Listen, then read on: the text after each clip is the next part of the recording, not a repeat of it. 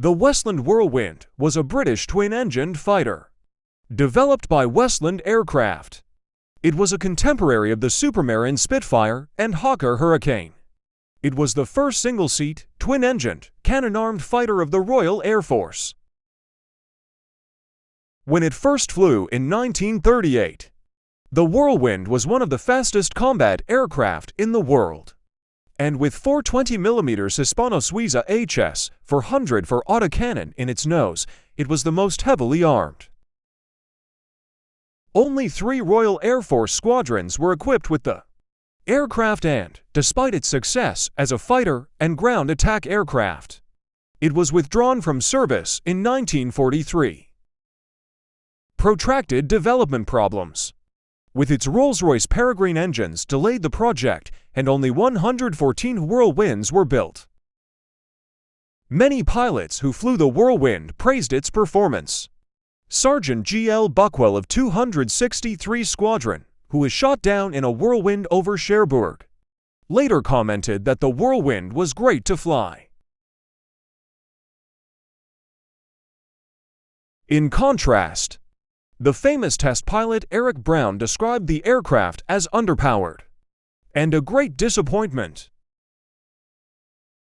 The Whirlwind was most often used in ground attack missions over France, attacking German airfields, marshalling yards, and railway traffic. The Whirlwind was used to particularly good effect as a gun platform for destroying locomotives. Some pilots were credited with several trains damaged or destroyed in a mission. The aircraft was also successful in hunting and destroying German E-boats, which operated in the English Channel. At lower altitudes, it could hold its own against the Messerschmitt Bf 109. The twin engines meant that seriously damaged aircraft were able to return with one engine knocked out. The placement of the wings and engines ahead of the cockpit allowed the aircraft to absorb a great deal of damage, while the cockpit area remained largely intact. The rugged frame of the Whirlwind gave pilots greater protection than contemporary aircraft during crash landings and ground accidents. The first Whirlwinds went to 25 Squadron, based at North Weald. The squadron was fully equipped with radar-equipped Bristol Blenheim IF night fighters. 263 Squadron occasionally carried out day bomber escort missions with the Whirlwinds. One example was when they formed part of the escort of 54 Blenheims on a low-level raid against power stations near Cologne on the 12th of August, 1941. Owing to the relatively short range of the escorts, including the Whirlwinds, the fighters turned back near Antwerp, with the bombers continuing on without escort. The squadron mostly flew low-level attack sorties across the channel against ground targets and roadstead attacks against shipping.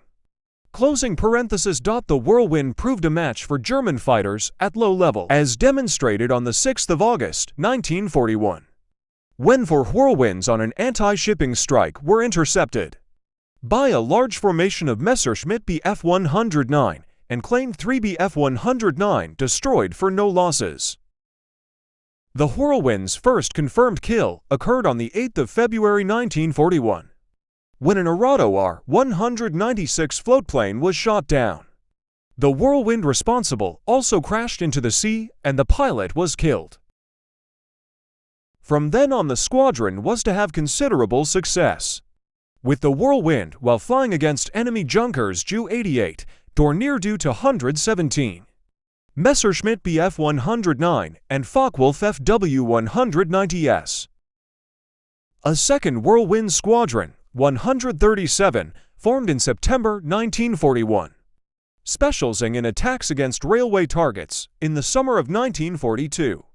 Both squadrons were fitted with racks to carry to 250 or 500-pound bombs and nicknamed Whirlibombers. These undertook low-level cross-channel rhubarb sweeps, attacking locomotives, bridges, shipping, and other targets. The first British specification for a high-performance machine gun monoplane was Air Ministry Specification F. 5/34 for a radial engine fighter for use in the tropics, which led to 4 aircraft designs, but these aircraft were overtaken by the development of the new Hawker and Supermarine fighters. The Royal Air Force Air Staff thought that an experimental aircraft armed with the 20mm cannon was needed urgently, and specification F-37/35 was issued to British aircraft companies in 1935. The engines were developments of the Rolls-Royce Kestrel K-26, later renamed Peregrine. The first prototype, L-6844, used long exhaust ducts that were channeled through the wings and fuel tanks, exiting at the wing's trailing edge.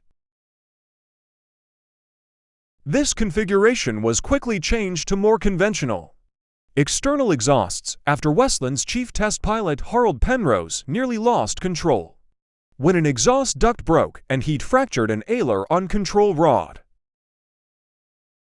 The airframe was built mainly of stress-skin duralumin, with the exception of the rear fuselage, which used a magnesium alloy stress skin, with the pilot sitting high under one of the world's first full bubble canopies and the low and forward location of the wing. All-round visibility was good except for directly over the nose, for 20mm cannon were mounted in the nose. The 600 pounds a minute fire rate made it the most heavily armed fighter aircraft of its era. The clustering of the weapons also meant that there were no convergence problems as with wing-mounted guns. Despite the Whirlwind's promise, production ended in January 1942. After the cancellation of the Whirlwind, Patter campaigned for the development of a Whirlwind Mk2, which was to have been powered by an improved 1,010 horsepower Peregrine with a better, higher altitude supercharger, also using 100-octane fuel with an increased boost rating. This proposal was aborted when Rolls-Royce cancelled work on the Peregrine. Building a Whirlwind consumed 3 times as much alloy as a Spitfire. I hope you all enjoyed this aircraft overview. Till next time, bye. Thank you for watching.